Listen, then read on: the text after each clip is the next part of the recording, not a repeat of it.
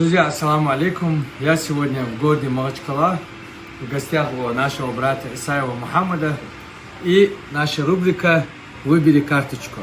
Мухаммад, внимательно посмотри, там 100 евро, 100 долларов, 5000, 2000 и 1000 рублей. Вытаскиваешь любую карточку, эти деньги твои. Примерно какую думаешь ты сумму вытащишь? Интуиция, что говорит? Знаешь, интуиция мне никогда ни в чем не везла в жизни. Максимальным трудом. Может, сейчас повезет? Поэтому, наверное, 1000 рублей мне выйдет. Тут тоже нужен труд, вытаскивать надо. Бисмилlah, скажи, сделай. Бисмилlah.